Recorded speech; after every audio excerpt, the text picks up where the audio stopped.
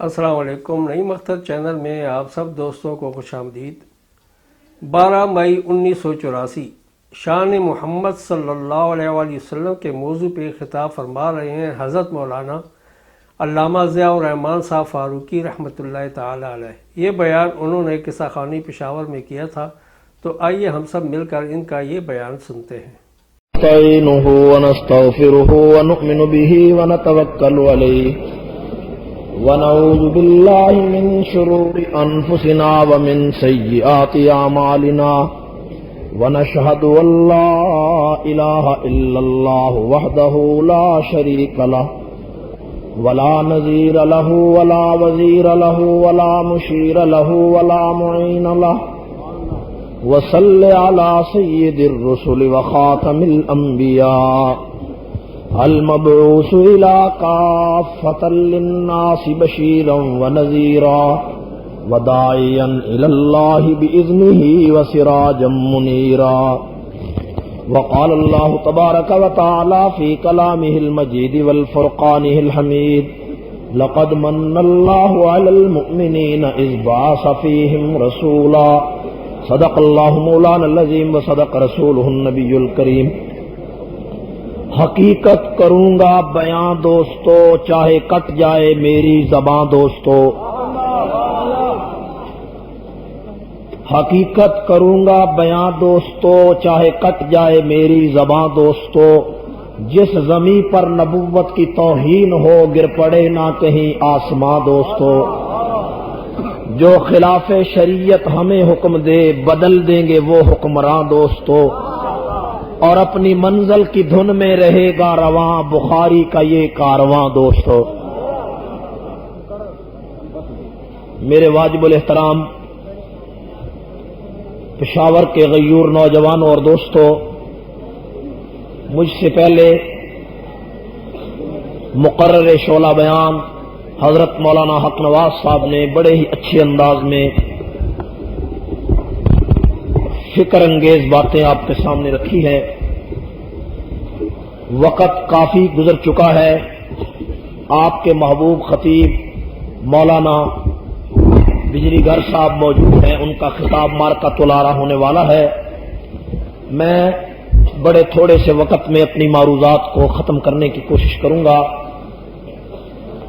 میرے دوستو، جو آیت کریمہ میں نے آپ کے سامنے تلاوت کی ہے، اس میں اللہ تعالیٰ نے اپنے پیغمبر کی شان بیان فرمائی، اور اہل سنت والجماعت علماء دیوبند کا یہ عقیدہ ہے کہ ایک نام محمد ہی تسکین دل و جاں ہے، ایک نام محمد ہی تسکین دل و جاں ہے، ہر غم کا مداوا ہے، ہر درد کا درماں ہے۔ اور قرآن پاک نے حضور علیہ السلام کی شان میں سینکڑوں آیات میں اللہ نے اپنے پیغمبر کی شان بیان فرمائی ہے۔ اس آیت میں فرمایا لقد من اللہ علی المؤمنین اذ بعث فیہم رسولا، اے دنیا کے لوگوں میں نے دنیا پر احسان کیا ہے۔ میں بڑا حیران ہوا کہ اللہ تعالیٰ نے آدم سے لے کر عیسیٰ تک پیغمبروں کو بنایا، کسی پیغمبر کے بھیجنے پر احسان نہیں جتلایا۔ آسمانوں کو بنایا، زمین کو بنایا، ہواؤں کو بنایا، پانی کو بنایا، شجر و حجر کو بنایا، پوری دنیا کو بنایا، احسان نہیں جتلایا۔ لیکن جب مدینے والے تاجدار کی باری آئی تو اللہ نے فرمایا او دنیا کے لوگوں، میں نے تمہارے اندر سے محمد رسول اللہ کو پیدا کر کے پوری کائنات پر احسان جتلا دیا۔ میرے دوستو، حضور علیہ السلام کا آنا یہ اللہ کی طرف سے احسان ہے، احسان ہے کہ نہیں؟ اور وہ لوگ بڑے خوش نصیب ہیں، وہ لوگ بڑے خوش نصیب ہیں کہ جن کی نسبت حضور کے ساتھ ہے۔ آپ کی نسبت حضور کے ساتھ ہے کہ نہیں؟ اور جس چادر کی نسبت میرے پیغمبر سے ہو گئی، اس چادر کا ذکر اللہ نے قرآن میں کر دیا۔ جن پتھروں پہ میرے پیغمبر کے قدم آئے، ان پتھروں کا ذکر بھی خدا نے قرآن میں کر دیا۔ اگر حضور نہ آتے تو کچھ بھی نہ ہوتا، حضور نہ آتے تو اسی لیے علامہ اقبال کو کہنا پڑا کہ یہ پھول نہ ہوتا تو کلیوں کا تبسم بھی نہ ہوتا، یہ گل نہ ہوتے بلبل کا ترنم بھی نہ ہوتا، اور نبض ہستی میں یہ غنچے بھی پریشاں ہوتے، رخت بردوش میں سب دست و گریباں ہوتے، اور خیمہ افلاق میں پھر سے تشدد ہوتا، بزم توحید کے نعروں میں تردد ہوتا، نہ دشت و جبل توحید کے حدیقہ ہوتے، نہ مزین تیرے ذکر سے بیاباں ہوتے، حصول وحی میں موسیٰ طور پہ پہنچے، پر کیا عجب جو وحی تیرے حضور پہ پہنچے۔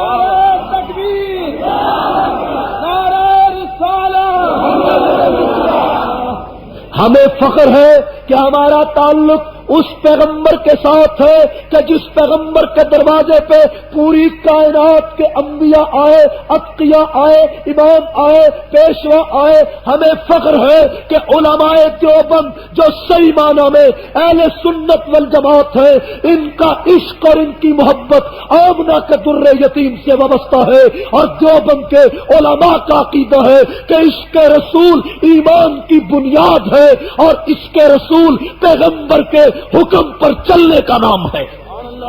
آج آپ اس جلسے میں آئے ہیں، کتنا بڑا اجتماع ہے، دکاندار ہیں، کاروباری لوگ ہیں، ملازم طبقہ ہے، طالب علم ہے، علماء موجود ہیں، کئی لوگ تو تماشا دیکھنے آئے کہ آج قصہ خانی کے بازار میں بڑا جلسہ ہے، بڑا مجمع ہوگا، ہم چلتے ہیں دیکھتے ہیں مولوی صاحب کیا کہیں گے۔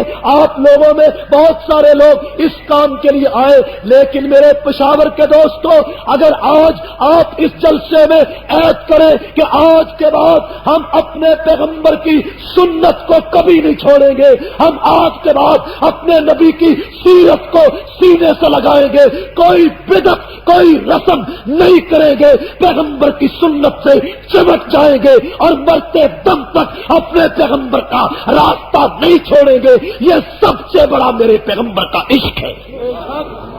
ٹھیک ہے نا بھائی؟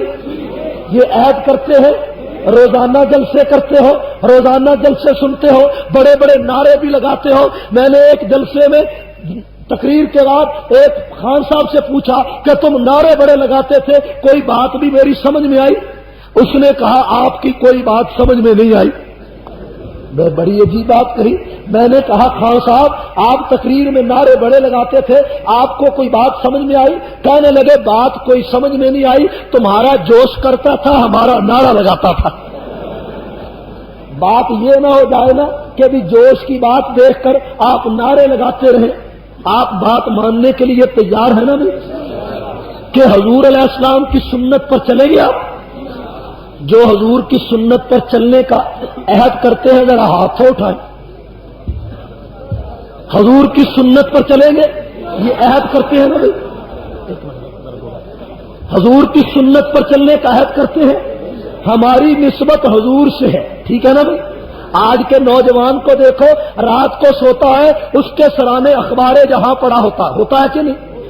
آج کے نوجوان کو اردو ڈائجسٹ کا پتہ ہے، حکایت کا پتہ ہے، سسپنس ڈائجسٹ کا پتہ ہے، عالمی ڈائجسٹ کا پتہ ہے، جاسوسی ڈائجسٹ کا پتہ ہے۔ اے کاش آج کے نوجوان کو یہ بھی پتہ ہوتا کہ میرا پیغمبر اس دنیا میں کون سا پیغام لے کر آیا تھا۔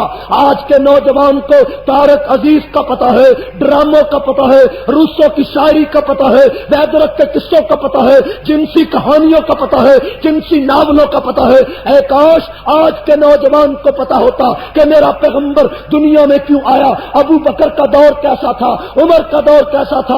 آج کے نوجوان کو پتا ہوتا کہ ابو بکر صدیق 2 سال دنیا میں خلیفہ رہے، اور انہوں نے 2 سالوں میں 11 لاکھ مربع میل زمین پر اسلامی خلافت کا پرچم قائم کیا، اور عمر فاروق 10 سال 6 مہینے 10 دن تک خلیفہ رہے، اور انہوں نے 22 لاکھ مربع میل زمین پر اسلامی خلافت قائم کی۔ اے کاش آج کے نوجوان کو پتا ہوتا کہ عثمان غنی 12 دن کم 12 سال تک خلیفہ رہے، اور 44 لاکھ مربع میل زمین پر اسلامی حکومت کا پرچم لہرایا۔ اے کاش آج کے نوجوان کو پتا ہوتا کہ حضرت علی دنیا میں تشریف لائے، وہ 5 سال تک خلیفہ رہے، اور انہوں نے 5 سالوں میں 22.5 لاکھ مربع میل زمین پہ اسلامی خلافت قائم کی۔ یہ آپ کا پاکستان کراچی سے قاغام کی چوٹیوں تک یہ 3.25 لاکھ لاکھ مربع میل زمین پر آباد ہے. ان 4 خلفاء کے بعد حضرت معاویہ کا دور آتا ہے. انہوں نے 19 سال تک تنے تنہا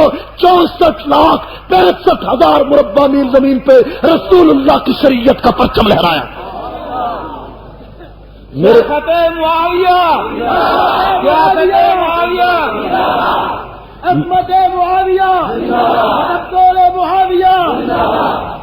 آج پاکستان میں ایک طبقہ اس معاویہ کو برا کہتا ہے کہ جو پیغمبر کی وحی کا کاتب ہے. کاتب ہے کہ نہیں؟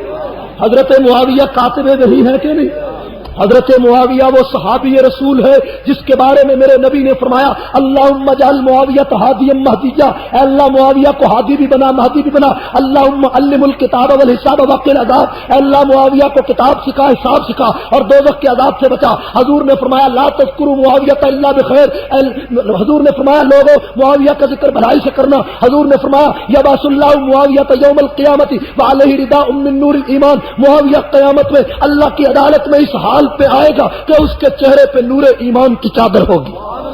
حضور علیہ السلام نے فرمایا اول جیش یغزو البحر فقد اوجب الجنہ کہ میری امت میں وہ آدمی جو سب سے پہلے گستر بحری لڑائیوں کا آغاز کرے گا وہ جنتی ہوگا. میں آپ سے پوچھتا ہوں تاریخ کے طالب علموں مجھے یہ تو بتاؤ کہ اسلام کی تاریخ میں وہ کون سا سپاہی تھا وہ کون سا سپہ سالار تھا جس نے عثمان غنی کے زمانے میں شام کی گورنری کے زمانے میں پاپائے یورپ روم کے گھٹنے ٹیکنے کے لیے بحری بیڑا تیار کیا اور 1750 بحری جہازوں پر مشتمل جب اس نے بحری بیڑا بحر اوقیانوس میں ڈالا تو دنیا یورپ نے کہا کہ اسلام کو اب مغربی اقوام تک پہنچنے سے دنیا کی کوئی طاقت روک نہیں سکتی ہے. وہ حضرت معاویہ کی ذات تھی. آج پاکستان میں ایک کتاب لاہور کے ایک مفکر قلت نے حضرت معاویہ کے خلاف لکھی کہ نہیں لکھی؟ اس نے اپنی کتاب میں حضرت معاویہ کی پر تنقید کی. ایک آدمی نے کراچی سے اس کا جواب دیا تو اس نے حضرت علی کے خلاف کتاب لکھ دی. میں کہتا ہوں کہ علی کا نام لے کر جو معاویہ کو بھونکے وہ بھی جانتی ہے اور جو معاویہ کا نام لے کر علی کو بھونکے وہ بھی جانتی ہے. دنیا کی ان تمام تاریخوں کو کہ جو کسی صحابی کے خلاف ہو ان چیتڑوں کو پھاڑ کر گندی ٹوکری میں پھینکا جا سکتا ہے اور کسی پیغمبر کے صحابی کی توہین کو برداشت نہیں کیا جا سکتا.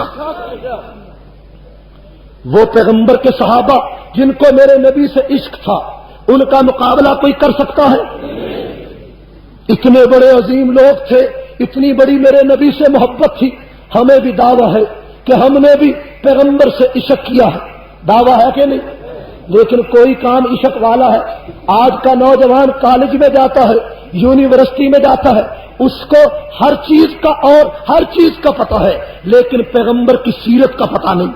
پتہ ہے ابھی کئی سالوں کی بات ہے, سیال کوٹ میں 10ویں جماعت کے پرچے میں سوال آیا حضور علیہ السلام کہاں پیدا ہوئے, تو ایک طالب علم نے لکھا کہ حضور سیال کوٹ میں پیدا ہوئے. کتنی عجیب بات, کہاں پیدا ہوئے؟ دوسرا سوال یہ تھا کہ مکے اور مدینے کا تعارف کرائیں, تو ایک نے لکھا کہ مکہ بادشاہ تھا مدینہ وزیر تھا. کتنی عجیب بات ہے. یہ ہمارا نبی سے عشق ہے, ایسے عاشق رہتے. ہائے اے کاش آج کے نوجوان کو پتا ہوتا خالد ابن ولید کون تھا جس نے 125 لڑائیاں لڑی اور پوری دنیا میں نپولین ایک جرنیل گزرا ہے دنیا میں, اس نے لکھا ہے کہ خالد ابن ولید سے بڑا جرنیل کائنات انسانی میں آج تک پیدا نہیں ہوا. وہ خالد جس نے 125 لڑائیاں لڑی اور ایک لڑائی میں بھی شکست نہیں کھائی. ایسا جرنیل دیکھا کسی نے؟ لیکن آج پاکستان کو دیکھو کہ یہاں کوئی فوجی, یہاں کوئی جناب علی جس وقت کوئی فوجی تمغہ حاصل کرتا ہے تو اس کو نشان حیدر دیا جاتا ہے. ٹھیک ہے نا بھائی, نشان حیدر حضرت علی کے نام پر ہے, ٹھیک ہے نشان حیدر ملنا چاہیے لیکن نشان خالد نہیں ملنا چاہیے. تو خالد ابن ولید 125 لڑائیاں لڑ کر بھی ایک لڑائی میں بھی جس نے شکست نہیں کھائی اس کا کوئی حصہ نہیں. نشان صدیق نہیں ہونا چاہیے, نشان فاروق نہیں ہونا چاہیے, نشان عثمان نہیں ہونا چاہیے, ان کا کوئی کردار نہیں. ہائے ہر محکمے کو دیکھو, ہر جگہ کو دیکھو, کوئی کسی بات کا پتہ نہیں. اے کاش آج کے نوجوان کو پتا ہوتا کہ محمد بن قاسم کون تھا کہ جو راجہ دہر کے پرخچے اڑانے کے لیے ایک لڑکی کی آبرو کے بدلے میں ہند عرب سے چلا تھا اور اس نے سندھ کے ساحل پر آ کر دستک دی تھی. اے کاش آج کے نوجوان کو پتا ہوتا سلطان محمد فاتح کون تھا کہ جس نے راجہ پرتھوی راج کے پرخچے اڑائے تھے. اے کاش آج کے نوجوان کو پتا ہوتا کہ محمد طارق ابن زیاد کون تھا جس نے اندلس کے ساحل پہ کشتیوں کو جلا دیا تھا. اے کاش آج کے نوجوان کو پتا ہوتا صلاح الدین ایوبی کون تھا. اے کاش آج کے نوجوان کو پتا ہوتا کہ محمود غزنوی کون تھا جس نے سومناتھ کا مندر توڑ دیا تھا. اے کاش آج کے نوجوان کو پتا ہوتا سلطان ٹیپو کون تھا جس نے میسور کی 4 لڑائیاں لڑی تھی اور ہر لڑائی کے موقع پر اس نے جرأت رندانہ کا مظاہرہ کیا تھا. وہ سلطان ٹیپو جس کی قبر پہ مولانا ظفر علی خان نے جا کر کہا تھا کہ ہند کو محرم اسرار وفا تو نے کیا، حق وفاداری مشرق کا ادا تو نے کیا. ہند میں آج جو یہ جذبہ بیداری ہے یہ تیرے ہی شعلہ اشار کی گلکاری ہے. آج ہم اس مجاہد کو بھول گئے. ہمیں اس کی تاریخ کا کوئی پتہ نہیں، ہمیں اس کے کردار کا کوئی پتہ نہیں. ہمیں تو جناب ڈراموں سے فرصت نہیں. فرصت ہے ڈراموں سے؟ ایک جلسے میں گیا، عشاء کی نماز کے بعد جلسہ شروع ہوا تو پورے 8 سوا 8 بجے لوگ مجمع سے اٹھ کر بھاگنے لگے. میں نے کہا کہیں آگ لگ گئی ہے؟ کہنے لگے آگ نہیں لگ گئی، ڈرامہ شروع ہو رہا ہے. اس ملک کا کوئی حال ہے؟ یہاں دیکھو نام اسلام کا ہے، اسلام کی حکومت ہے. میرے فاضل دوست نے بڑی اچھی باتیں کہی ہیں. اسلام کے نام پر حکومت قائم ہوئی اور آپ نے دیکھا کہ یہاں پچھلے دنوں کتنے بڑے بڑے علماء فوت ہوئے. کسی کی خبر اخبار میں نہیں آ سکتی. آپ نے دیکھا کہ ساہیوال میں قاری بشیر احمد شہید ہوئے. قاری بشیر احمد جامعہ ارشیدیہ کے استاد تھے ساہیوال کے، اور ایک اظہر رفیق طالب علم ٹیکنیکل کالج کا وہ شہید ہوا. 2 طالب علم شہید ہو گئے، 2 آدمی شہید ہوئے. ان کے سینے میں گولی پیوست ہو گئی. قاری بشیر کی چھوٹی چھوٹی بچیاں اپنے باپ کو رو رہی ہیں. اس کے چھوٹے چھوٹے بچے یتیم ہو گئے اور قرآن کے قاری، اس کا بچہ ایک قرآن کا حافظ اور قاری ہے. چاہیے تو یہ تھا کہ جنرل ضیاء الحق صاحب خود ساہیوال میں جاتے، ان یتیم بچیوں کے سر پر ہاتھ رکھتے. گورنر پنجاب جاتا، اس کے سر پر ہاتھ رکھتا. لیکن کتنی عجیب بات ہے کہ قاری بشیر کا جنازہ پڑا ہے. اس کا جنازہ پڑھنے کے لیے مولانا منظور چنیوٹی اور اللہ یار ارشد آ رہے ہیں. راستے سے ان کو گرفتار کر لیا گیا اور ان کا کفن ابھی میلا نہیں ہوا تو ضیاء القاسمی کو گرفتار کر لیا گیا. اور ایک یتیم کو تم تسلی نہیں دیتے تو تم اس کے جنازے میں آنے والے کو گرفتار کرتے ہو. تمہاری اسلامی حکومت ہے یا تم نے اسلام سے مذاق کر رکھا؟ اور میرے دوستو، پشاور کے نوجوانوں، ایک بات سمجھنے کی ضرورت ہے. آپ توجہ کریں کہ ساہیوال میں 2 آدمی شہید ہوئے کہ نہیں ہوئے؟ آپ کو پتا چلا، لیکن آپ نے کسی اخبار میں خبر پڑھی؟ کسی اخبار میں شاید دیکھا ہو. ایک چھوٹی سی سطر نہیں اخبار میں آ سکی. جنرل ضیاء صاحب، آپ کو ان باتوں کا جواب دینا ہوگا کہ قاری بشیر شہید ہوا، اظہر رفیق شہید ہوا. ایک اخبار میں بھی چھوٹی سی خبر نہیں آ سکی. اور ایک لاہور کا کنجر اقبال حسن اور ایک کنجر اداکار اسلم پرویز مر گیا تو اخباروں نے بڑے بڑے ایڈیشن چھاپے. جس قوم کا حال یہ ہو کہ اخبار میں ایک شہید کا نام نہیں آ سکتا، کنجروں کے نام پر ایڈیشن چھاپے جائیں، اس قوم کا اور اس حکمران کے اسلام کے دعوے کی صداقت کہاں تک ہو سکتی ہے؟ اور یہ بات کہنی یہ کوئی چھوٹی سی بات ہے کہ جناب اسلم پرویز مر گیا، کنجر مر گیا، تو جناب علی اس کے مرنے پر بیان حکمران صاحب نے یہ دیا کہ قوم ایک بہت بڑے فنکار سے محروم ہو گئی ہے. یہ بھی بات کوئی بات ہے؟ ہائے، میں آج بھی اپنے حکمران جو امیر المومنین اپنے آپ کو کہلانا چاہتے ہیں، میں آج بھی ان کو قاضی احسان مسجد آبادی کا وہ شعر سنانا چاہتا ہوں جو انہوں نے راول پنڈی میں ایوب خان سے کہا تھا کہ ایوب خان کان رکھتا ہے تو دریا کی روانی پہ نہ جا، کان رکھتا ہے تو دریا کی روانی پہ نہ جاؤ، ہم نے دریاؤں کو چڑھ چڑھ کے اترتے دیکھا ہے. اور کان رکھتا ہے تو دریا کی روانی پہ نہ جا. ہم نے دریاؤں کو چڑھ چڑھ کے اترتے دیکھا ہے اور موجوں سے کھیلنے والے یوں بھی اشارہ کرتے ہیں, طوفان ہی ابھارا کرتے ہیں, طوفان ہی ڈبویا کرتے ہیں. یہاں ایسے میرے دوستو یہاں بڑے بڑے حکمران آئے اور آ کر چلے نہیں گئے. کوئی یہاں رہا, کوئی نہیں رہا. اور جس نے بھی باطل کا ساتھ دیا, حق والے اس کا منہ توڑنے کے لیے اس ملک میں جلوہ افروز ہوتے رہے کہ نہیں؟ یہ اللہ تعالیٰ کی ایک مشیت ہے, حق و صداقت کی ایک آواز ہے کہ ہر دور میں حق و باطل کی ٹکر رہی ہے کہ نہیں؟ باطل جس لباس میں آیا, حق اسی لباس میں آ کر اس کے منہ کو توڑتا رہا. جب میں نے تاریخ اسلام کے اوراق کو پلٹ کر دیکھا تو مجھے معلوم ہوتا ہے کہ جس وقت باطل نمرود کی شکل میں آیا تو حق موسیٰ کی شکل, حق ابراہیم کی شکل میں آیا. جب باطل فرعون کی شکل میں آیا تو حق موسیٰ کی شکل میں آیا. باطل جناب علی کے بنی اسرائیل کے خوخاروں کی شکل میں آیا تو حق عیسیٰ کی شکل میں آیا. باطل کیسر و کسرا کی شکل میں آیا تو حق محمد رسول اللہ کی شکل میں آیا.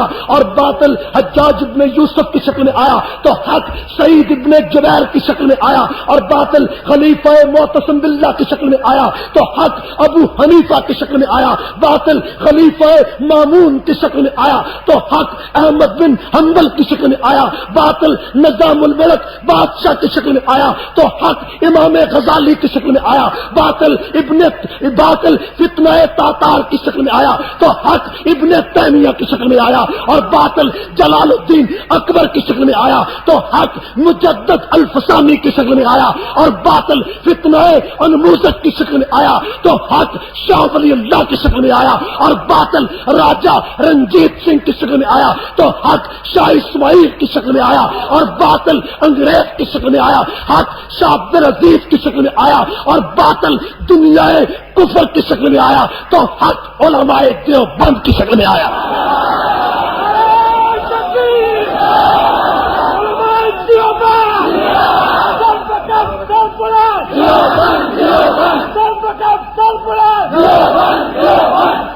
ہم نے بڑے بڑے لوگ دیکھے, اسی لیے دیوبند کے بارے میں شورش کاشمیری کو کہنا پڑا کہ اس میں نہیں کلام کہ دیوبند کا وجود ہندوستان کے سر پہ احسان مصطفیٰ, اس مدرسہ کے جذبے عزت فرشت سے پہنچا ہے خاص و عام کو فیضان مصطفیٰ. اور گونجے گا چار کھوٹ نانوتوی کا نام اور بانٹا ہے جس نے بادائے عرفان مصطفیٰ.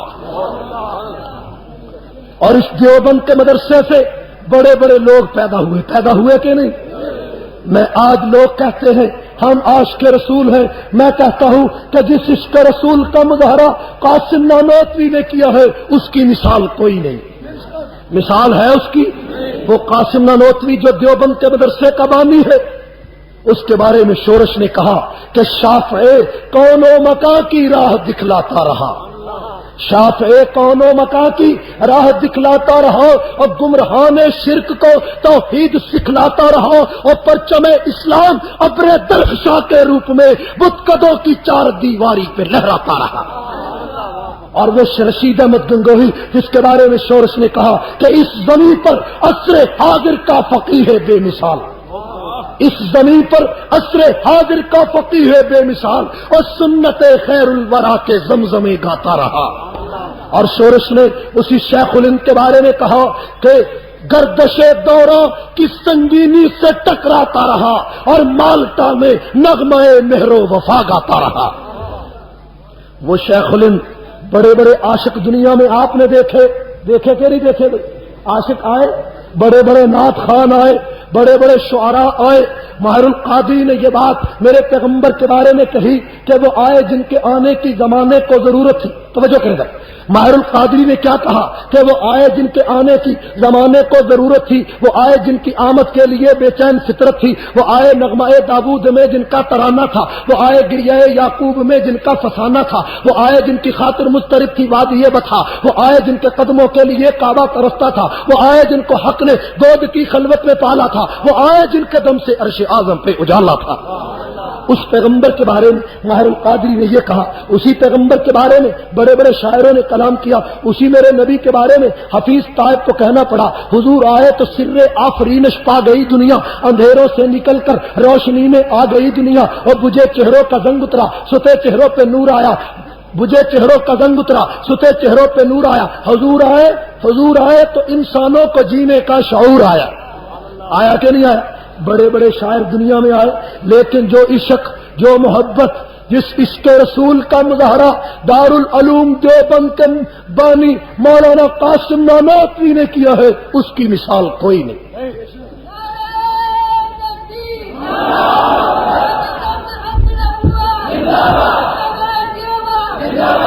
قاسم نانوتوی نے میرے پیغمبر کے عشق میں کیا عجیب بات کہی ہے. حضور علیہ السلام کے روضے پہ تشریف لے گئے، مدینہ سے باہر نکل رہے ہیں. حضور کے روضے کو خطاب کر کے کہا کہ ہزاروں بار تجھ پر اے مدینہ میں فدا ہوتا، جو بس چلتا تو مر کر بھی نہ تجھ سے میں جدا ہوتا. اور حضور علیہ السلام کے عشق میں حضرت نانوتوی نے چند اشعار عجیب کہے ہیں. اگر آپ ذوق اور توجہ سے سنیں گے تو سناؤں؟ توجہ ہے؟ ایسا نہ ہو کہ آپ کہیں کہ تقریر بڑی اچھی تھی لیکن یہ پتہ نہیں کیا تھا. ٹھیک ہے نا بھائی، ایسے بھی لوگ ہوتے ہیں کہ تقریر مولوی صاحب نے بڑی اچھی کی لیکن یہ پتہ نہیں کیا کہا. اللہ تعالیٰ سمجھنے کی توفیق دی. حضرت نانوتوی نے جو عشق رسول میں کلام کیا اس کا جواب نہیں. حضرت نانوتوی نے فرمایا کہ سب سے پہلے، قابل توجہ، حضرت نانوتوی نے فرمایا دارالعلوم دیوبند کا بانی ہے. عشق رسول کتنا عجیب ہے. فرمایا سب سے پہلے مشیت کے انوار سے نقش روئے محمد بنایا گیا. سب سے پہلے مشیت کے انوار سے نقش روئے محمد بنایا گیا، اور پھر اسی نقش سے مانگ کر روشنی بزم کون و مکان کو سجایا گیا. پھر اسی نقش سے مانگ کر روشنی بزم کون و مکان کو سجایا گیا. اور وہ محمد بھی، احمد بھی، محمود بھی، حسن مطلق کا شاہد بھی، مشہود بھی، علم و حکمت میں وہ غیر محدود بھی، اور ظاہراً امیوں میں اٹھایا گیا. اس کی شفقت ہے بے حد و بے انتہا، اور اس کی رحمت تخیل سے بھی ماورا، اور جو بھی عالم جہاں میں بنایا گیا اور اس کی رحمت سے اس کو سجایا گیا. اور حضور کی شفاعت کا ذکر کرتے ہیں کہ حشر کا غم مجھے کس لیے ہو اے قاسم، میرا آقا ہے وہ، میرا مولا ہے وہ، اور جس کے دامن میں جنت بسائی گئی اور جس کے ہاتھوں سے کوثر لٹایا گیا. یہ عشق رسول تھا کہ نہیں تھا؟ ایسا کوئی عاشق گزرا ہے؟ آج کل ایک طبقہ اس قاسم نانوتوی جیسے پیر کو اور ایسے عاشق کو اور ایسے ولی کو اور ایسے میرے پیغمبر کے سچے عاشق اور صادق دو ولی کو اور متبع سنت کو وہ کہتا ہے یہ نبی کا گستاخ ہے. یہ نبی کا گستاخ ہو سکتا ہے؟ اس سے بڑا عاشق کون ہے؟ اور ان لوگوں کو بعض لوگ پیر مانتے. ہمارے پنجاب میں تو یہ روایت ہے، آپ کے یہاں پتہ نہیں یہ روایت موجود ہے کہ نہیں ہے. یہ روایت بڑی عجیب ہے. ہمارے وہاں تو روایت چلتی ہے کہ جو آدمی کپڑے اتار دے نا، کپڑے بالکل اتار دے، صرف ایک نیکر پہن کر بازار میں آ جائے تو کہتے ہیں یہ پہنچا ہوا ولی ہے. کہتے ہیں کہ نہیں؟ ادھر بھی کہتے ہیں نا. یعنی کپڑے اتار دے، نہیں، ایک نیکر پہنی ہوئی ہے اور باقی سارے کپڑے اتار کر آ جائے تو کہتے ہیں یہ پہنچا ہوا ولی ہے. کوئی یہ نہیں کہتا کہ اس سے یہ پوچھ لے کہ کہاں پہنچا ہوا ہے، دوزخ میں پہنچا ہوا ہے یا تباہی کے گڑھے میں پہنچا ہوا ہے. کہتے ہیں پہنچا ہوا ہے. اور اگر کوئی بدبخت کپڑے وہ نیکر بھی اتار کر ننگا ہو کر آ جائے اس کو کہتے ہیں اس پر 14 طبق روشن ہو گئے. اللہ تعالیٰ ہمیں سمجھنے کی توفیق عطا فرمائے. ٹھیک ہے نا بھائی؟ ہم پیر مانتے ہیں. ہاں جی، ہاں قاری صاحب نے بڑی عجیب بات کہی کہ 14 طبق ان پر روشن ہو جاتے ہیں جو دیکھنے والے ہیں. اللہ تعالیٰ ہمیں ایسے لوگوں کو دیکھنے سے بچائے اور ہمیں 14 طبق روشن ہونے سے بچائے. دیکھنا تو بڑی عجیب بات ہوگی کہ 14 طبق ہی روشن ہو گئے تو باقی رہ کیا گیا ہے؟ کوئی بات رہ گئی؟ ہم پیر مانتے ہیں قاسم نانوتوی جیسے ولی کو. ہم پیر ایسے آدمی کو مانتے ہیں کہ ساری زندگی جس نے پیغمبر کی سنت نہیں چھوڑی. ہم پیر مانتے ہیں اس حسین احمد مدنی کو جس نے اپنی داڑھی کے بالوں سے مصطفیٰ کے روضے کی صفائی کی. ہم پیر مانتے ہیں اس حسین احمد مدنی کو جس نے مدینہ کی گلیوں سے تربوز کے چھلکے اٹھا کر ان کو پانی میں بھگویا اور اس پانی کو پی کر کہا کہ یہ پانی میری نجات کے لیے کافی ہے. ہم اس حسین احمد کو اللہ کا ولی مانتے ہیں. ولی تھے کہ نہیں؟ ہم کسی ککڑ شاہ کو ولی نہیں مانتے. ہم کسی ٹالی شاہ کو نہیں مانتے. ہم کسی کسوڑی اور پسوڑی شاہ کو نہیں مانتے. ایسے عجیب و غریب لوگ یہ پیروں کو مانتے ہیں. ہم اللہ کے سچے ولیوں کے غلام ہیں. ولی ہو کوئی شیخ عبد القادر جیلانی محبوب سبحانی جیسا، ولی ہو کوئی بابا فرید الدین گن شکر جیسا، ولی ہو کوئی خواجہ قطب الدین بختیار کاکی جیسا، ولی ہو سلطان العارفین سلطان باہو جیسا، ولی ہو خواجہ نظام الدین اولیاء اللہ جیسا، ولی ہو کوئی جناب علی بابا خواجہ علی حجویری جیسا، ولی ہو بابا فرید الدین گن شکر جیسا. ایسے ولیوں کے پاؤں کی مٹی علماء دیوبند کی آنکھوں کا سرما ہے. اور ہم ایسے لوگوں کو ولی نہیں مانتے کہ جو نماز کبھی نہ پڑھے. دیکھے ایسے چرس پیے چرس، ایسے پیر بھی دنیا میں ہیں. قصور میں، یہ قصور کی بات کہتا ہوں، رحیم یار خان میں ایک پیر صاحب آئے. مرید صاحب بڑی خدمت کر رہے ہیں. مرید کی جو بیوی تھی وہ مولانا غلام اللہ خان رحمت اللہ علیہ کی بڑی موتقد تھی. پیر صاحب جو تھے ماشاءاللہ 6-7 دن ہو گئے ان کو گھر میں آئے ہوئے، تو انہوں نے نماز ہی کوئی نہیں پڑھی. تو اس کی بیوی نے، مرید کی بیوی نے کہا کہ اپنے پیر سے کہو کہ 6 دن ہو گئے تجھے آئے ہوئے، نماز تو پڑھے. اس نے کہا بھی میں تو پیر کی شان میں گستاخی نہیں کر سکتا. بات نماز کی ہے، کہتا ہے میں پیر کی شان میں گستاخی نہیں کر سکتا. تو بات بڑی عجیب تھی. اس عورت نے کہا کہ بھئی تیرا پیر نماز نہیں پڑھتا، اور نماز کا ذکر تو قرآن میں آیا، نماز تو حضور علیہ السلام کو معاف نہیں ہوئی، تو حضور سے بڑا تو تیرا پیر نہیں. اس نے کہا بھی نہیں، یہ تو گستاخی ہے کہ میں اپنے پیر کو کہوں کہ نماز پڑھ. خیر وہ بیوی نے اتنا دباؤ ڈالا کہ ایک دن جا کر کہنے لگا پیر جی السلام علیکم، نماز. تو پیر صاحب نے سنا، اس نے کہا میں اور نماز. اس نے کہا میں اور نماز، اگر آئندہ تو نے یہ بات کہی اور ولی کی شان میں گستاخی کی تو میں تجھے پھونک مار کے اڑا دوں گا. واہ جی واہ. بھئی تمہیں پتا نہیں کہ تم تو یہاں نماز پڑھتے ہو، پیر نے کہا، اور مجھے یہاں بیٹھے ہی مدینہ نظر آ رہا ہے.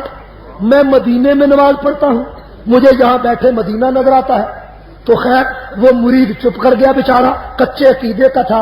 بیوی سے کہنے لگا تو مجھے مروانے لگی تھی، پیر تو کہتا ہے کہ میں تجھے پھونک مار کے اڑا دوں. کوئی میرے جیسا ہوتا نا وہاں، وہ یہ کہتا پیر جی تو پیر ہے یا سوئی گیس کا چولہا ہے جو پھونک مار کے اڑا دے گا؟ تو پیر ہے یا سوئی گیس کا جو پھونک مار کے اڑا دے گا؟ شرم کرنی چاہیے. خیر اس نے کہا کہ مجھے یہاں بیٹھے ہی مدینہ نظر آتا ہے. دوسرا دن ہوا، ناشتے کا وقت ہوا، تو اس مرید کی بیوی نے ناشتہ تیار کیا. سیویاں پکائیں، سیویوں میں نیچے سیویاں رکھ کر اوپر میٹھا اور گھی ڈالا جاتا ہے. تو جناب علی اس نے خلیفہ صاحب کی جو تھالی تھی اس میں اوپر میٹھا اور گھی ڈال دیا، اور پیر صاحب کی تھالی میں سیویوں کے نیچے میٹھا اور گھی رکھ دیا اور اوپر سیویاں رکھ دی اور پیر صاحب کے پاس لے گئے. پیر صاحب نے دیکھا کہ خلیفہ صاحب کے ناشتے میں گھی بھی موجود ہے اور میٹھا بھی موجود ہے، سب کچھ موجود ہے، اور میری تھالی میں گھی کوئی نہیں. تو پیر صاحب پھر جلال میں آ گئے، کہنے لگے تو ولیوں کا گستاخ ہو گیا، تجھے کوئی وہابی مل گیا کہ تو پیروں کی جناب علی خدمت نہیں کرتا. دیکھو میری سیویوں پہ میٹھا نہیں डाला तो वो मुरीद बेचारा बड़ा कच्चा हुआ, भागा हुआ बीवी के पास आया, कहने लगा तूने मुझे मरवा दिया, पीर तो फूंक मार के उड़ा देगा। उसने कहा क्या हुआ? कहने लगा तूने मीठा डाला। कहने लगी तुम चलो मैं आती हूँ। उसने वो मिर्चें पीसने वाला डंडा लिया और डंडा लेकर वो भी पीछे भाग पड़ी और जाकर पीर की कमर पे एक डंडा लगाया और कहने लगी अकल के अंदर तुझे यहाँ बैठे मदीना नजर आता है, सेवियों के नीचे मीठा नहीं नजर आता? तुझे यहाँ बैठे मदीना तो नजर आता है, तुझे सेवियों के नीचे मीठा? कितनी अजीब बात है। हम ऐसे पीरों को माने आए हैं। हम गुलाम हैं उस कासिम नानोतवी के कि जिसके बनाए हुए मदरसा देवबंद से आज 70,000 उलमा पूरी दुनिया में अल्लाह का कुरान पहुंचा रहे हैं।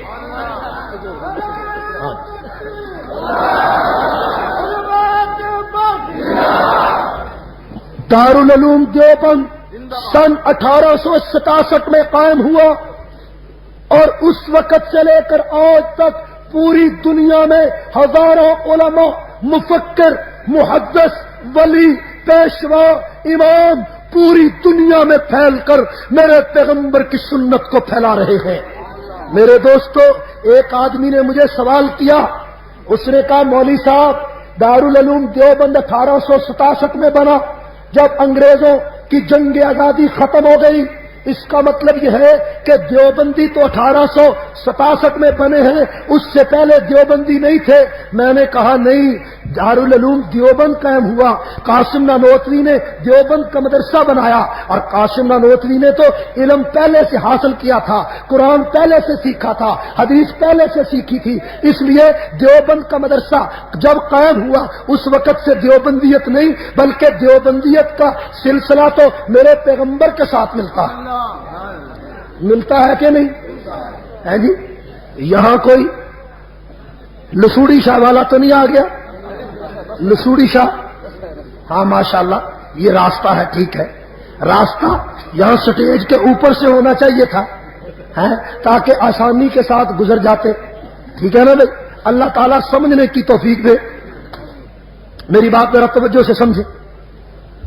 तो मैंने कहा कि मौलाना कासिम नानोतवी ने इल्म हासिल किया और इल्म जब उन्होंने हासिल किया तो उनका इल्म सिर्फ वहां अपने दौर तक महदूद नहीं बल्कि उनका शजरा नसब हुजूर तक पहुंचता है उनके इल्म का। वो कोई रजा खानियत की तरह नहीं कि जिनका शजरा मलका विक्टोरिया तक पहुंचे या जनरल एडवाइस तक पहुंचे, ऐसी बात नहीं है। मैंने कहा कि मौलाना कासिम नानोतवी ने इल्म हासिल किया शाह इसहाक से, शाह इसहाक ने शाह अब्दुल गनी से, शाह अब्दुल गनी ने शाह अब्दुल अजीज से, शाह अब्दुल अजीज ने शाह वली अल्लाह से, शाह वली अल्लाह ने शेख अबू ताहिर मदनी से, शेख अबू ताहिर मदनी ने अल्लामा मोहम्मद बिन अहमद साहिब मजमुल बिहार से, अल्लामा मोहम्मद बिन अहमद ने शेख रबी इब्न सभी से, शेख रबी इब्न सभी ने शेख हुसामुद्दीन साहिब कंजुल अम्माल से, शेख हुसामुद्दीन ने शेख मोहम्मद बिन अहमद से, मोहम्मद बिन अहमद ने इमाम अबू ईसा तिरमजी से, इमाम अबू ईसा तिरमजी ने इमाम बुखारी से, इमाम बुखारी ने हजरत हम्माद से, हम्माद ने अब्दुल्ला बिन मुबारक से, अब्दुल्ला बिन मुबारक ने अबू हनीफा से, अबू हनीफा ने हजरत अनस बिन मालिक से, अनस बिन मालिक ने अब्दुल्ला बिन मसूद से और अब्दुल्ला बिन मसूद ने मोहम्मद रसूलुल्लाह से।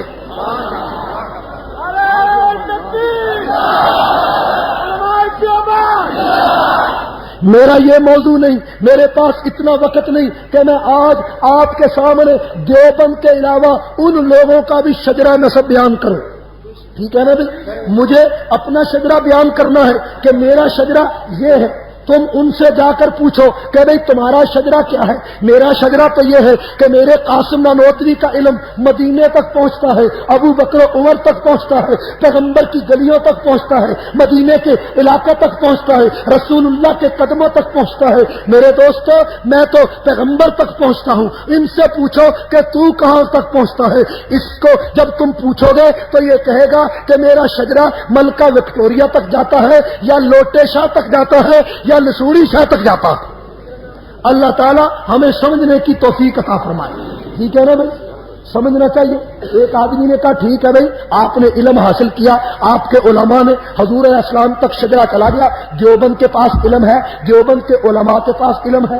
میں نے کہا علم تو پھر ہمارے پاس ہے, لیکن تم بتاؤ کہ تمہارے علماء نے علل اطلاق خام خواہی علماء دیوبند پہ کفر کے فتوے کیوں لگائے؟ یہ خرابی والی بات ہے کہ نہیں؟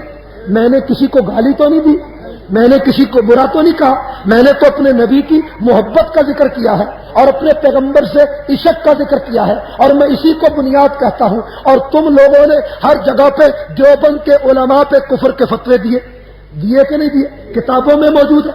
اب دیکھیں مولانا عبدالستار نیازی کتنا بڑا ان کا لیڈر ہے, وہ جگہ جگہ پر کہتا ہے شاہ اسماعیل شہید کافر ہیں, نعوذ باللہ. وہ جگہ وہ بھائی بات نہیں, لعنت کہنے کی ضرورت نہیں, اس لیے کہ وہ تو بغیر کہنے کے خود بخود ہو رہی ہے, تو کہنے کی کیا ضرورت ہے؟ تو کہنے کی کیا ضرورت ہے جب مستحق پر خود بخود ہو رہی ہو ہے؟ تو خیر بات میں کر رہا تھا کہ وہ ہر جگہ فتویٰ لگاتے ہیں. ابھی پچھلے دنوں کی بات ہے, بہاول نگر میں ایک مولوی صاحب ان کے تقریر کر رہے تھے, انہوں نے اپنی تقریر میں یہاں تک فتویٰ دے دیا, یہ کہا کہ جو آدمی دیوبندی سے نکاح پڑھائے اس کا نکاح نہیں ہوتا, جو دیوبندی عالم سے نکاح پڑھائے اس کا نکاح نہیں ہوتا. کتنے بڑے دکھ کی بات ہے, کتنی فساد والی بات ہے. اس نے کہا کہ جو دیوبندی سے نکاح پڑھائے اس کا نکاح نہیں ہوتا, اور جناب علی اگر کسی کا نکاح دیوبندی عالم پڑھا دے تو اس کی جو اولاد ہوگی وہ حرامی ہوگی, نعوذ باللہ. اس نے فتویٰ دے دیا مسجد میں بیٹھ کر, اور تقریر میں بڑے جوش میں یہ فتوے کا اعلان کر دیا.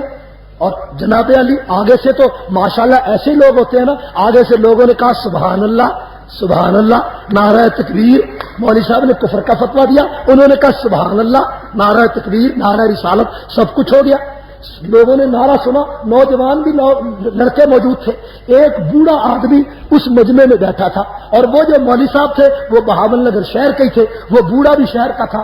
وہ نوجوان عالم جو مولوی تھا اس کے والد کا وہ دوست تھا بوڑھا, وہ اندر گیا اور قرآن شریف لے آیا, اور اس نے قرآن سر پر رکھ کر کہا کہ مولوی صاحب میں قرآن سر پر رکھ کر کہتا ہوں کہ تمہارے والد کا نکاح مولوی غلام قادر دیوبندی نے پڑھایا تھا, اور میں تمہارے والد کے نکاح کا گواہ ہوں. میں نے تمہارے والد کا نکاح دیکھا ہے, اور تمہارے والد کا نکاح مولوی غلام قادر دیوبندی نے پڑھایا تھا, لہذا آپ اپنے بارے میں وضاحت فرمائیں.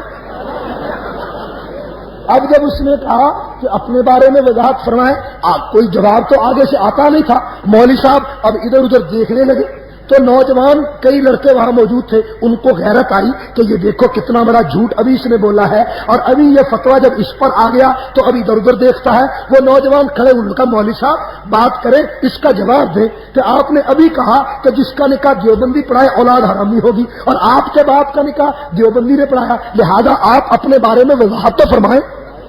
مولوی صاحب کو جب کوئی بات نہ آئی تو بات انہوں نے بڑی عجیب کہی. انہوں نے کہا, مولوی صاحب نے کہا جی, مولوی صاحب نے کہا کہ جناب علی یہ جو فتویٰ دیا ہے نا یہ وقت وقت کی بات ہوتی ہے.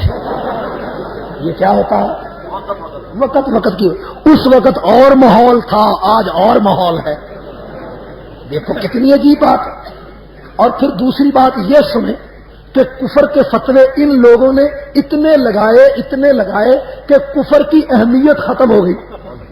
اب صرف دیوبندی پہ فتویٰ نہیں لگایا, بلکہ انہوں نے کہا جناب محمد علی جوہر کافر, نعوذ باللہ, مولانا شوکت علی کافر, ابو الکلام آزاد کافر.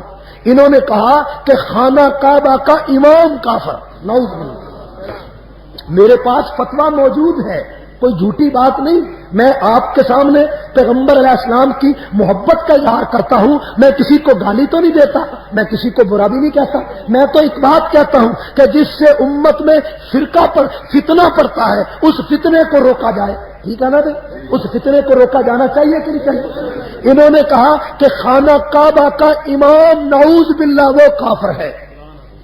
انہوں نے کہا مسجد نبوی کا امام بھی کافر ہے. یہ وہابی ہیں, یہ گستاخ ہے. میں ان سے کہتا ہوں کہ ادھر تو تم کہتے ہو حضور علیہ السلام مختار کل ہے, ہر چیز پر اختیار ہے. ادھر کہتے حضور کے مسلح پہ حضور کا گستاخ کھڑا ہے، تو کیا حضور علیہ السلام اپنے مسلح سے اپنے گستاخ کو روک بھی نہیں سکتے؟ کتنی عجیب بات ہے، روک سکتے ہیں کہ نہیں؟ وہ حضور کے مسلح پہ کافر آ کر کھڑا ہو گیا، حضور روزے میں موجود ہے، ادھر کہتے ہو حضور علیہ السلام مختار کل ہے، تو اپنے مسلح سے گستاخ امام کو ہی نبی روک نہیں سکتے؟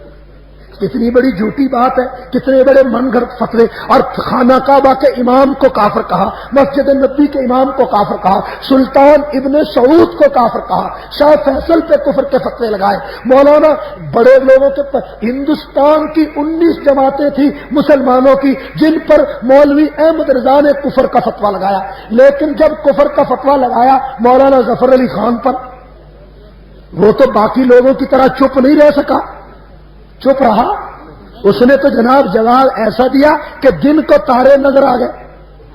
جب مولانا ظفر علی خان پہ کفر کا فتویٰ لگایا مولوی دیدار علی نے، یہ لاہور کا محمود رضوی کا غالباً باپ تھا یا چاچا تھا، اس نے جب کفر کا فتویٰ لگایا ظفر علی خان پر، تو ظفر علی خان نے کیا عجیب بات کہی. ظفر علی خان نے کہا کہ بریلی کے فتووں کا سستا ہے بھاؤ. اس نے عجیب اشعار کہے، اس نے کہا کہ بریلی کے فتووں کا سستا ہے بھاؤ کہ ملتے ہیں کوڑی کے اب 3 بڑے سستے ہو گئے بھائی، یہ تو پکوڑیاں پلوں کی طرح ہو گئے، پکوڑیوں کی طرح ہو گئے، ٹھیک ہے نا بھائی، یہ جو بھلے بکتے ہیں انہی کی طرح ہو گئے ہے کہ بریلی کے فتووں کا سستا ہے بھاؤ کہ ملتے ہیں کوڑی کے اب 3 خدا نے یہ کہہ کر انہیں ڈھیل دی وَأُمْلِي لَهُمْ إِنَّ كَيْدِي مَتِينٌ. اور جب مولانا حامد رضا جو احمد رضا کا لڑکا تھا اس نے کفر کا فتویٰ دیا تو ظفر علی خان نے کہا کہ کوئی دامن لے گیا، کوئی گریباں لے گیا، کوئی ترکی لے گیا، کوئی ایران لے گیا، رہ گیا تھا نام باقی ایک فقط اسلام کا، وہ بھی ہم سے چھین کر حامد رضا خان لے گیا.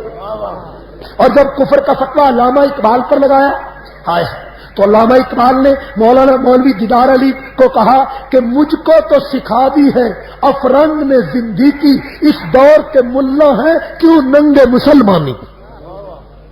اقبال سے کون بچا سکتا تھا؟ اس دور کے ملا ہیں کیوں ننگے مسلمان. کیا عجیب بات تھی.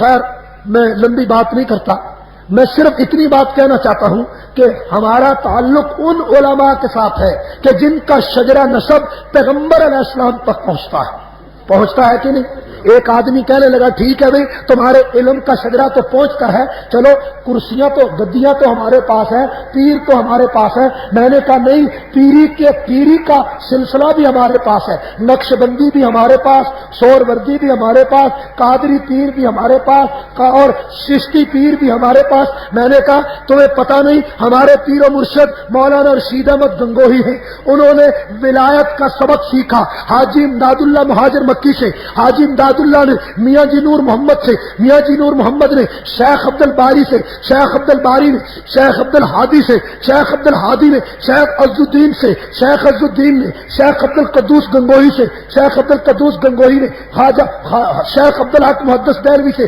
شیخ عبد الحق محدث دہلوی نے شیخ عبد الحق رودلوی سے، شیخ عبد الحق رودلوی نے شیخ جلال الدین تھانیسری سے، شیخ جلال الدین تھانیسری نے شیخ نظام الدین اولیاء سے، شیخ خواجہ نظام الدین اولیاء نے خواجہ علاؤ الدین صابر کلیری سے، علاؤ الدین صابر کلیری نے بابا فرید الدین گنشکر سے، بابا فرید الدین گنشکر نے خواجہ علی اجویری سے، خواجہ علی اجویری نے خواجہ مودود چشتی سے، خواجہ مودود چشتی نے خواجہ معین الدین چشتی اجمیری سے، خواجہ مودود چشتی نے خواجہ معین الدین چشتی اجمیری سے، خواجہ معین الدین چشتی اجمیری نے سلطان ابن حبیرہ سے، سلطان ابن حبیرہ نے خواجہ فضیل ابن ایاز سے، فضیل ابن ایاز نے حضرت حسن بصری سے، حسن بصری نے علی المرتضیٰ سے، اور علی المرتضیٰ نے محمد رسول اللہ سے.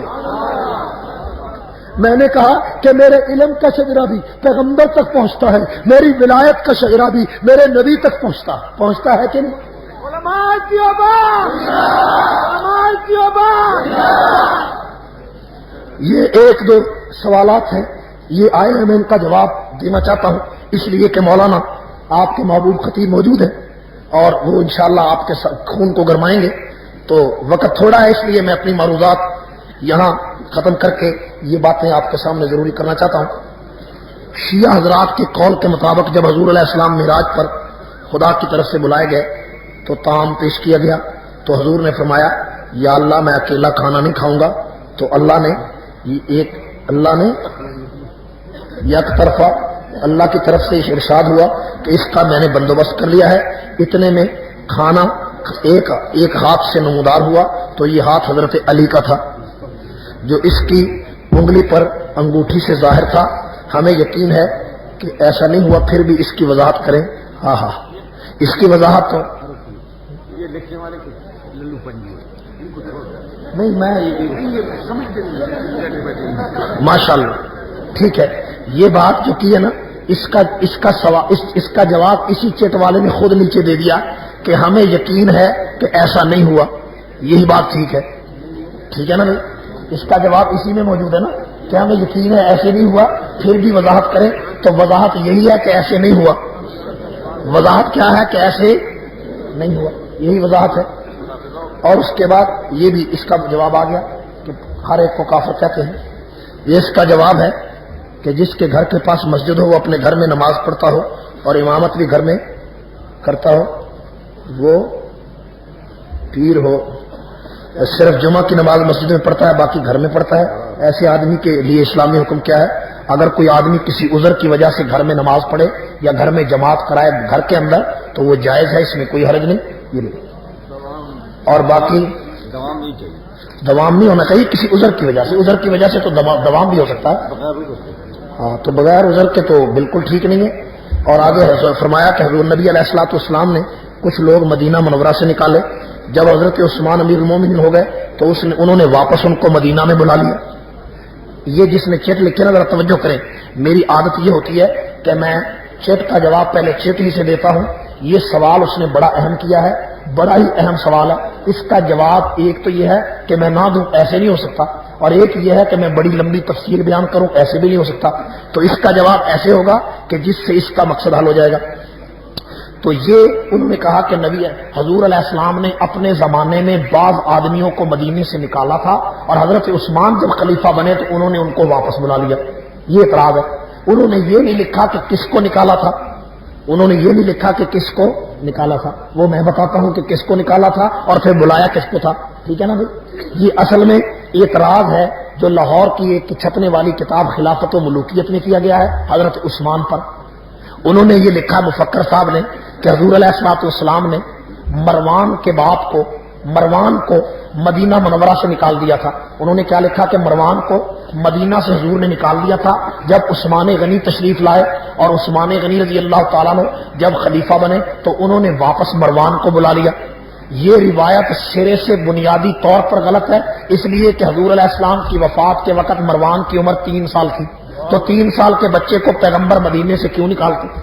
حضور علیہ السلام نے نکالا تھا مروان کے والد حکم کو نکالا تھا. تو حکم کو نکالا تھا, حضرت عثمان غنی نے حکم کو واپس بلایا ہی نہیں. جس کو نکالا تھا اس کو عثمان نے واپس نہیں بلایا, جس کو نہیں نکالا تھا اس کو بلا لیا.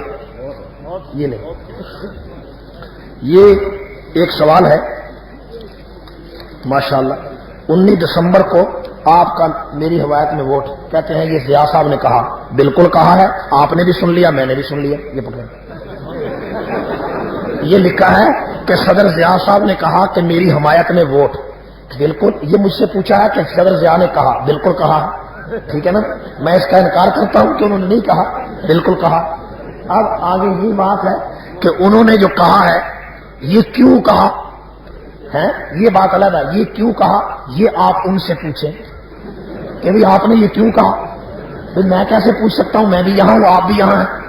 یا تو میری وہ آواز سنے بھی جنرل صاحب آپ بتائیں آپ نے یہ کیوں کہا, تو پھر وہ جواب دے دے جی میں نے اس لیے کہا. ٹھیک ہے نا بھائی. لیکن اتنی بات میں ضرور کرنا چاہتا ہوں کہ یہ فلسفہ ہماری سمجھ میں نہیں آیا.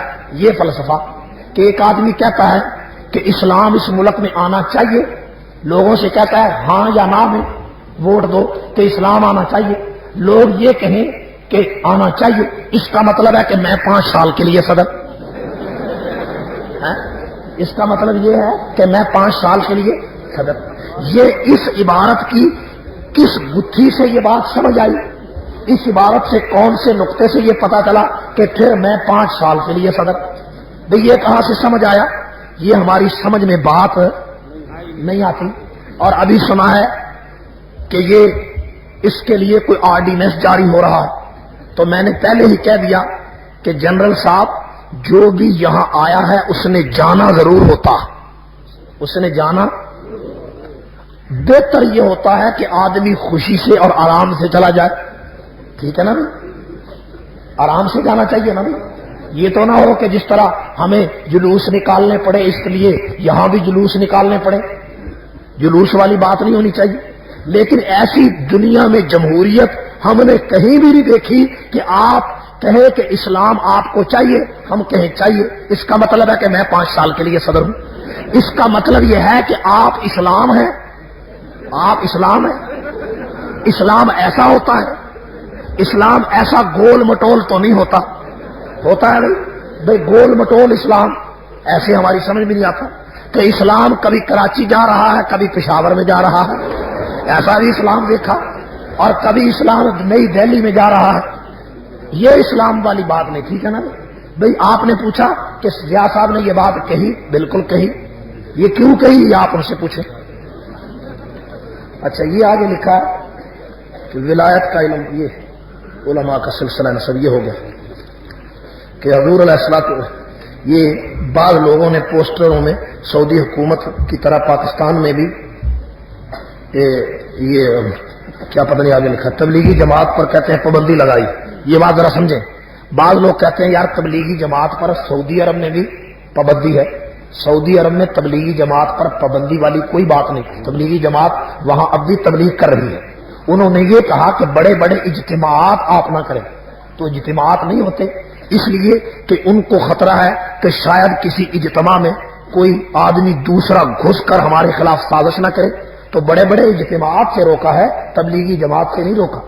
یہ ایک چیٹ آئی ہے کہ یہ لوگ تبلیغی جماعت کی توہین کرتے ہیں۔ میں نے ایک مولوی صاحب سے یہ پوچھا کہ مجھے یہ بتائیں کہ تبلیغی جماعت آپ کا کیا قصور کرتی ہے؟ ان بیچاروں کا لوٹا بھی اپنا، مسلح بھی اپنا، وقت بھی اپنا، اور پیسہ بھی اپنا، بھئی تمہیں کیا تکلیف ہے؟ کہنے لگے اور تو تکلیف کوئی نہیں، جو ان کے ساتھ ایک چلہ لگا لیتا ہے وہ ہمیں جمعرات کی روٹی نہیں دیتا، وہ ہمیں جمعرات کی روٹی نہیں دیتا۔ انہوں نے، آپ نے سنا ہوگا کہ پچھلے کئی سال پہلے رائے وین میں ایک میلاد کانفرنس کی تھی کہ نہیں، اور پورے ملک میں اشتہار لگائے تھے رائے وینڈ چلو، رائے وینڈ چلو، ٹھیک ہے نا۔ اور جب رائے وینڈ میں پہنچے تو وہاں جناب علی انہوں نے بہت بڑا ہنگامہ کیا، بڑی گالیاں دی، تو ان کے 300 نوجوان تیار ہو گئے کہ ہم جناب علی رائے وینڈ کے مرکز پر قبضہ کرتے ہیں۔ جب وہاں مرکز میں گئے تو مرکز والوں کو پتا چل گیا کہ یہ قبضہ کرنے آئے ہیں، وہاں 2-2.5 ہزار آدمی ہر وقت ہوتا ہے، وہ سارے جماعت والے باہر نکل آئے تو انہوں نے پوچھا، 300 آدمی جب آئے نا قبضہ کرنے تو جماعت والے آگے استقبال کے لیے کھڑے تھے، انہوں نے کہا بھئی ہم تو قبضہ کرنے آئے ہیں، ادھر سے نعرہ رسالت بھی لگایا ہم قبضہ کرنا، تو جماعت والوں نے کہا آئیے قبضہ کیجیے، آئیے، یہ آپ کا علاقہ ہے، آپ کی مسجد ہے، قبضہ کریں، آئیے ہم قبضہ کراتے ہیں۔ چلے گئے، جب وہ قبضہ کرنے گئے مسجد میں تو ارد گرد ان کے 2,500 آدمی بیٹھ گیا اور کہنے لگا ہاں فرمائیے قبضہ ہو گیا، اب آپ نے کیا کرنا ہے؟ وہ بڑے حیران ہوئے، تو ادھر سے انہوں نے چائے وغیرہ پکائی، بسکٹ وغیرہ پکائے۔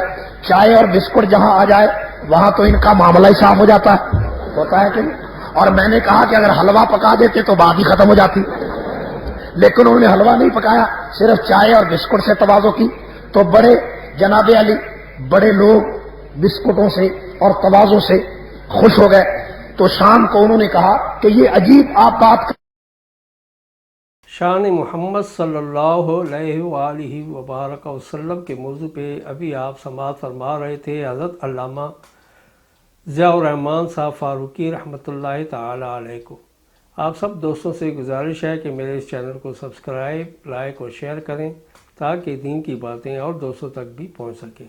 آپ سب دوستوں کا بہت شکریہ، ملتے ہیں ایک نئی ویڈیو کے ساتھ، تب تک کے لیے اللہ حافظ۔ پاکستان پائندہ باد۔